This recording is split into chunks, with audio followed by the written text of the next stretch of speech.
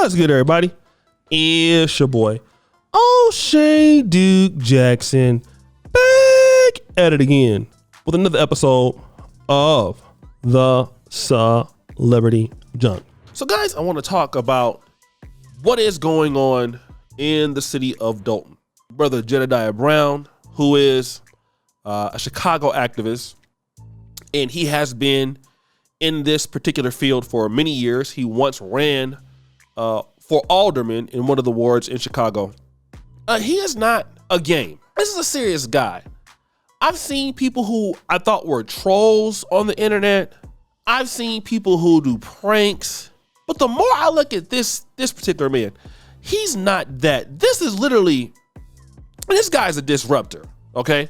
He's a disruptor. He catalyzes people. He brings people together. People really like him a lot. And if he is not really fond of you, I mean, this guy's a nightmare. If I was a politician and somebody like this was after me, man, I don't think that you could really sleep so much at night because, I mean, the dude is very unconventional. He causes a lot of problems. And I can be honest and say I've never seen nothing like this before. In no black city. I mean, this dude is a one-man army, okay? Now, if you look at this thing here on the screen, from May 6th to 11th, he has what is called Dolton Hell Week. Okay, on May the 6th, they're bringing their old wigs, pots, and spoons. All right, I'm assuming that might be to make some noise. Tuesday, there's a rally going on.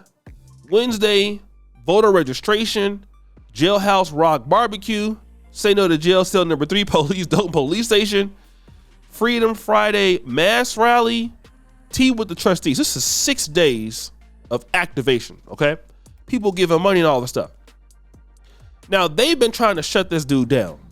They've tried to put a restraining order on the guy so he wouldn't be able to come close to, wherever the police officers are at. But that was denied, okay? Now, what I want to do is I want to play a clip of his explanation as to what's going to happen, and then we're going to come back. If you guys remember, I was just in court for a restraining order, right? Remember, before I seen what I went through, what I was getting ready to go through, I had told my lawyer, I'm good, I don't need it. I had told people, don't come, I'm good, I don't need it. This is a small situation that I can handle on my own. So I went to court, then it was that, then I called my lawyer, blah, blah, blah, blah, blah. As you guys see, I don't like to try to put no more of a burden on nobody than I need to, and I try not to ask people for nothing because they will throw that shit right back in your face at moment's notice. But that's my proof. And then I showed y'all at the end of the day, I actually have a lawyer who was handling that specific case because I have several lawyers who are giving us their services pro bono. I showed you guys the lawyer that was going to be dealing with the restraining order, and that's the lawyer, as I reported to y'all, that she fired. That the mayor of Dolton fired and replaced for the one who quit on her. This is getting good. So anyway, I've had the opportunity to be in Texas, take care of my baby. I got to go drop him off again. Oh, he didn't like that. He screamed. I got to go drop him off again and get ready to get back for hell. We got to make a stop in Las Vegas, got to make a stop in D.C. before I ultimately get right back to Chicago so that we can launch hell on Monday. As y'all remember, make sure that you all are there at 5. I'm going to be there at 5 o'clock on Monday at the Village of Dolton, at the Village of Dolton for their meeting. We're going to have a launch off there. I'm asking for everybody to make sure you bring wigs and pots. Wigs, pots, and spoons. Wigs, pots, and spoons. You got to bring wigs, pots, and spoons to the Village of Dolton on Monday. We're not taking the pots or the spoons in the building. So you got to go in the building. If you go in the building, your pot's going to be put into a space where everybody else's pot is. So if it's a pot that you're going to want to use or cook, or if you're nasty and you're going to go cook with it again anyway, you'll get your pot when you come back out. Remember, I also said this. If they don't allow us all in the room, respectfully, in relates to the Open Meetings Act. Their meeting is not going to happen, just like last time. Public comment, they can listen to what we got to say, and then we outside. All right, so then he posts 19 hours ago, someone get your granddad, but see everyone isn't against me. Someone tell this Nika I'm good and no thanks. The F. So we're going to try to blur some of this sexual language out, but this is a guy by the name of Robert Cleveland. Hello, handsome. I just wanted to say hi and that you are a very handsome, sexy man. And I don't, maybe meant to say I love everything about you, and would you please send me a picture of your body and a picture of your D? So let me look in the comments. All right. The comments are very interesting. The comments say this is a big setup. All right. We'll blur the names out so we don't reveal them. Definitely a setup. Thirst is real. He didn't waste his time. He got right to it. They trying to trick you.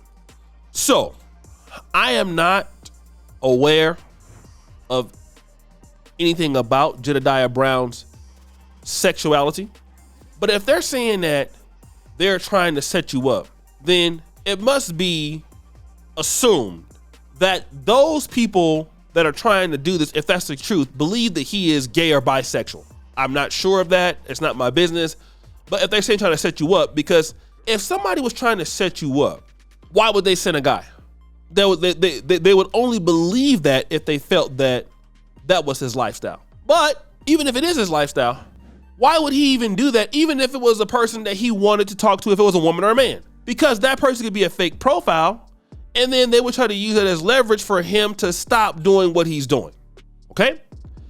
This is, and I don't know, this could be just random, but a person that just comes out the blue and just sends you this, it could scream desperation. Now, I want to show you some old footage of Jedidiah Brown, okay? This is a guy who got kicked out of a Trump rally, okay? So I want you to see this and we're going to come back. Jedidiah Brown is a Chicago activist who was pulled off stage after he took to Trump's podium on Friday. He says the billionaire's decision to cancel the event shows he's not the tough man he claims to be. When I got there, I was met with a lot of racist and a lot of racism and a lot of unbecoming remarks, not just to me and the crowd I was with, but to other people, Muslims, Hispanics. And it was the very thing that was portrayed in the media. And at that point, I was determined to shut it down, and I put my sights on the state. You know, they have the whole notion, make America great. They were telling everybody to go back to other countries, go back to Africa, go back to Syria. You know, very hateful things that say they didn't belong here in America. We heard things like people saying, well, I want to punch this person. A group of Muslims kneeled down and prayed. And while they were yet praying, a lot of people were saying, take that back to your country. We don't want you here. Again, this is something I would never do, but it just goes to show you how determined this guy can be to do whatever he needs to do once he feels like he doesn't like the individual. And again, I think he's done a marvelous job of bringing a lot of light to stuff. The guy is the best Hellraiser I've ever seen in my life. I'm going to be honest. I have never seen somebody cause this much chaos within maybe 3 or 4 weeks on this. And this whole thing, I've been covering the Tiffany Henyard thing.